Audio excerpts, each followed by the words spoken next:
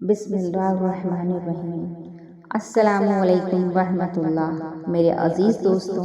آج میں آپ کو کربلا کے میدان میں حضرت حسین رضی اللہ تعالیٰ عنہ کا سر قلم کرنے کے بعد ان کی بہن حضرت زینب رضی اللہ تعالیٰ عنہ اور عورتوں کے ساتھ جو ہوا وہ واقعہ سنانے جا رہی ہوں۔ بہت دردناک اور غمگین وقت تھا حضرت زینب رضی اللہ تعالیٰ عنہ کے لیے۔ عزیز دوستوں، جب کربلا کے میدان میں ابن زیاد نے حضرت حسین رضی اللہ تعالیٰ عنہ کے ساتھ ان کے تمام ساتھیوں کو شہید کر دیا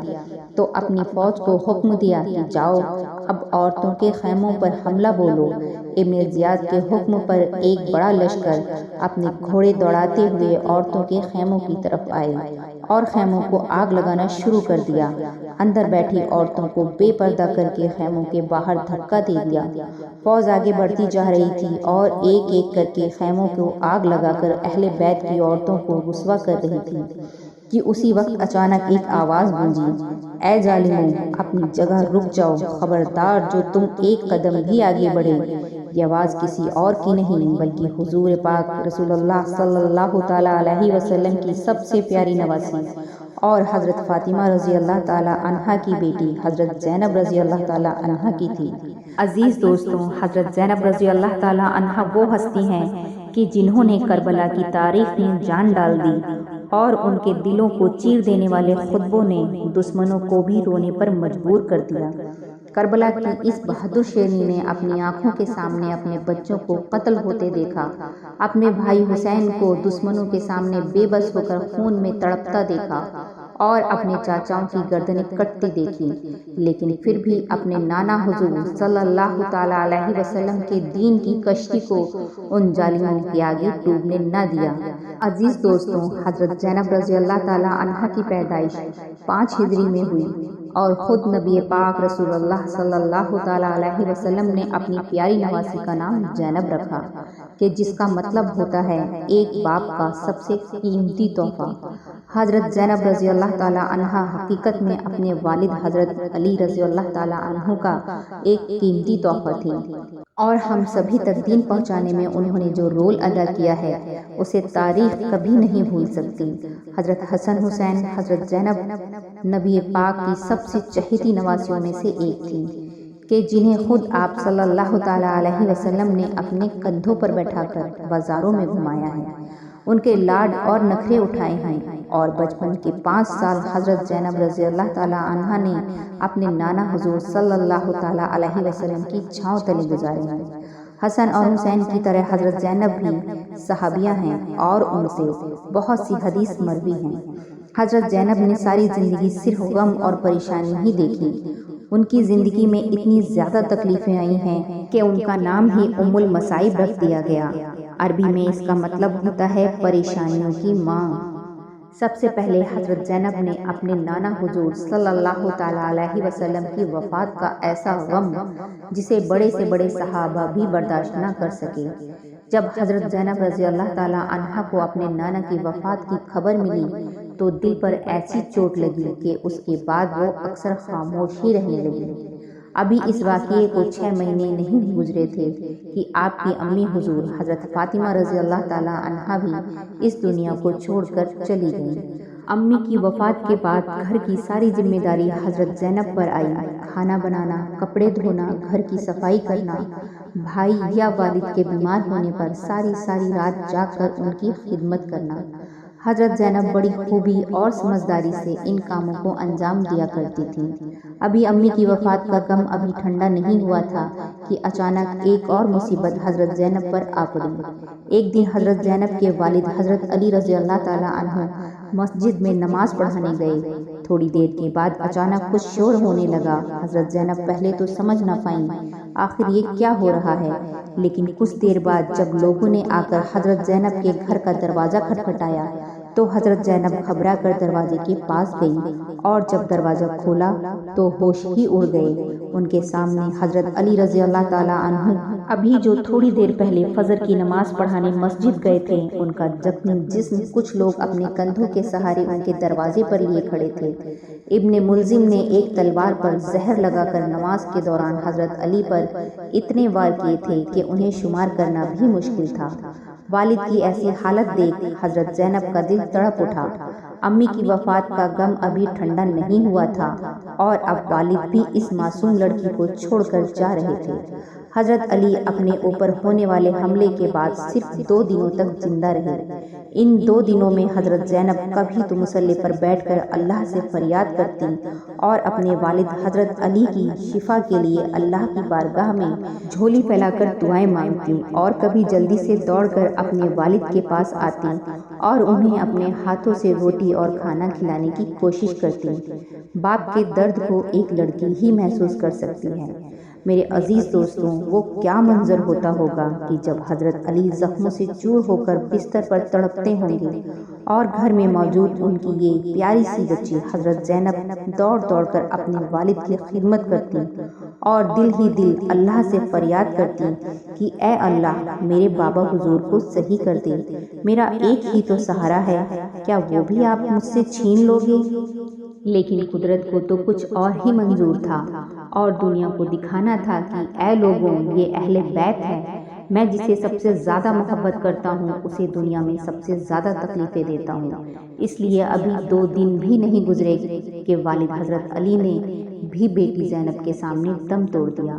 اور یہ بیٹی اندر ہی اندر آنسوؤں کے گھٹ پی کر رہ گئی۔ اب حضرت زینب کے پاس اپنے بھائی ہی تھے کہ جنہیں دیکھ کر وہ اپنے دل کو دلاسا دیتی کہ اے زینب، پریشان نہ ہو، تمہارے ماں باپ نہیں تو کیا ہوا،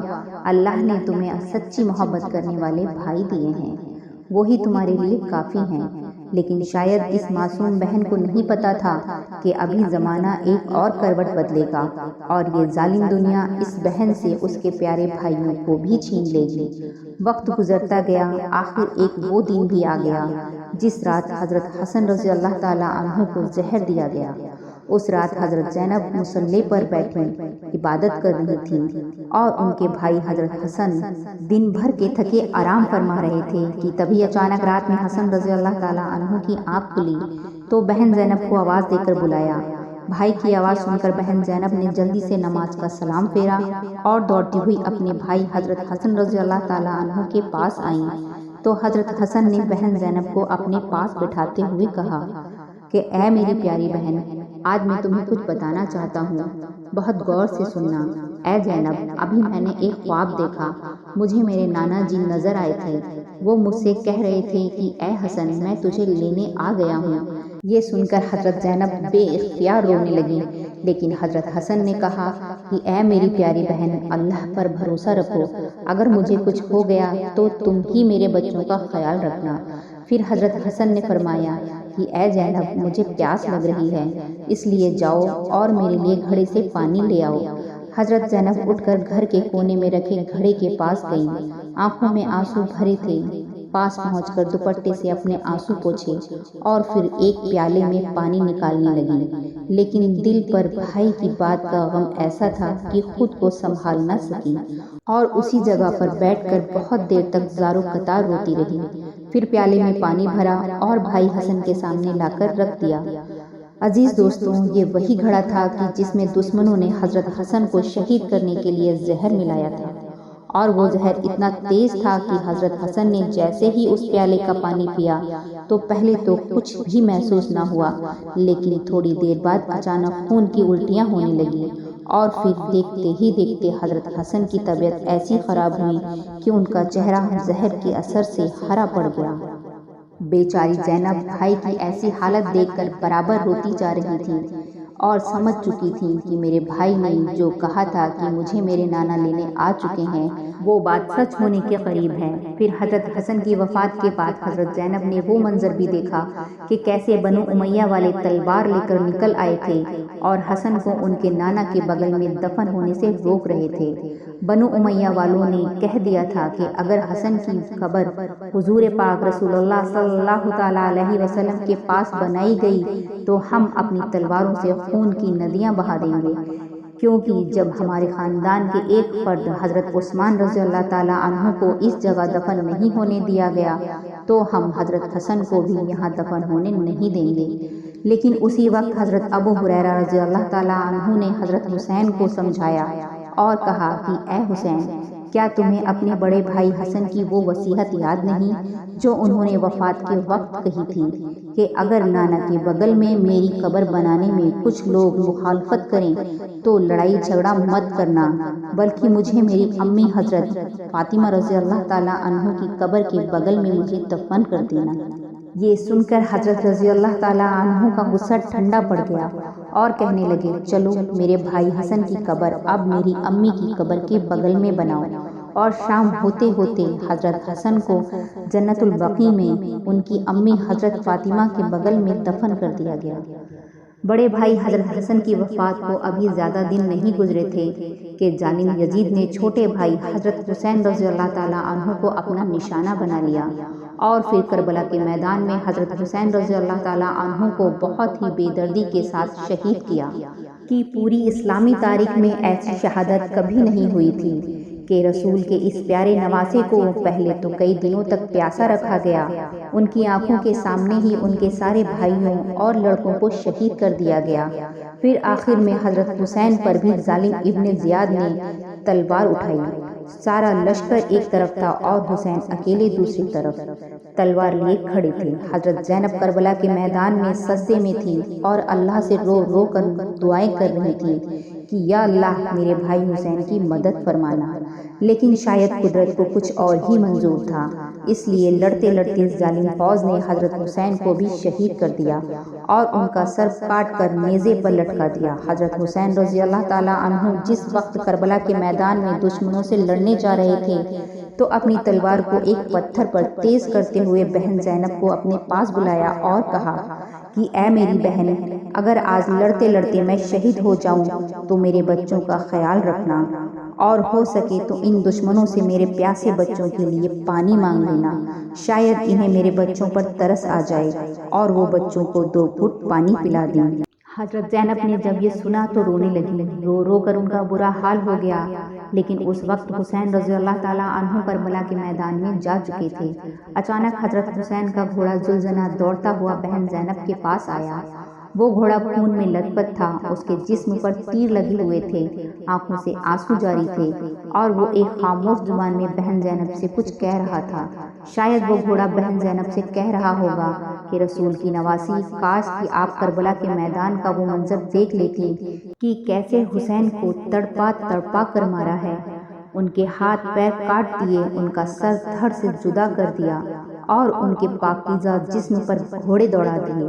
حضرت زینب نے جیسے ہی اپنے بھائی حسین کے گھوڑے ذوالجناح کو تنہا اپنے پاس دوڑتے آتے دیکھا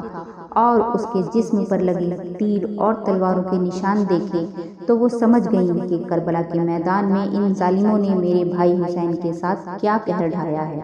اور پھر حضرت زینب کے رونے کی ایک ایسی آواز گونجی کہ جس آواز نے زمین و آسمان کو بھی ہلا کر رکھ دیا۔ حضرت زینب رو رو کر اپنے نانا حضور صلی اللہ تعالیٰ علیہ وسلم کو پکار رہی تھیں اور کہہ رہی تھیں کہ اے میرے نانا محمد، کاش کہ آپ زندہ ہوتے تو آپ کربلا کے میدان میں آ کر دیکھ لیتے کہ ان ظالموں نے تمہارے حسین کا کیا حال کیا ہے۔ حضرت حسین کو شہید کرنے کے بعد ابن زیاد نے فوج کو حکم دیا کہ جاؤ اب عورتوں کے خیموں پر حملہ بولو۔ اچانک ابن زیاد کے حکم پر فوج نے عورتوں کے خیموں پر حملہ بول دیا اور وہ سپاہی ایک ایک کر کے خیموں کو جلاتے جا رہے تھے اور اندر بیٹھی پاکیزہ عورتوں کو بے پردہ کر کے خیموں کے باہر پھینک رہے تھے۔ اچانک اسی وقت ایک آواز گونجی کہ اے فوج والوں، اپنی جگہ رک جاؤ، خبردار جو تم ایک قدم بھی آگے بڑھے، کیا تمہیں نہیں پتا کہ اندر اہل بیت کی عورتیں بیٹھی ہیں؟ عزیز دوستوں، یہ آواز کربلا کی شیرنی حضرت زینب رضی اللہ تعالیٰ عنہا کی تھی،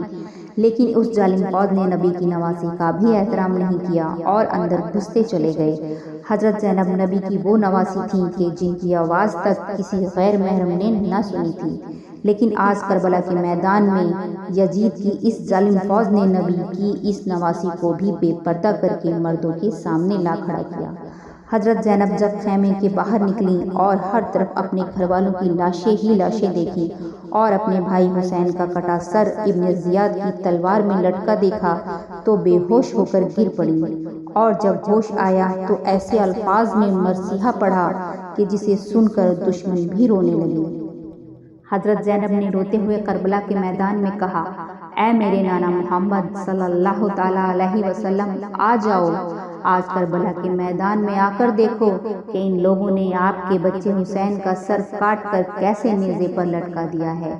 آپ کے گھر کی عورتوں کو بے پردہ کر کے زنجیروں سے جکڑ دیا ہے اور انہیں سڑک پر گھسیٹا جا رہا ہے۔ اے میرے نانا محمد صلی اللہ تعالیٰ علیہ وسلم، کاش کہ آج آپ زندہ ہوتے۔ حضرت زینب کی اس فریاد نے پتھر دل لوگوں کا سینہ بھی چیر کر رکھ دیا، لیکن ظالم ابن زیاد کے حکم پر فوج نے اہل بیت کی عورتوں کو زنجیروں سے جکڑا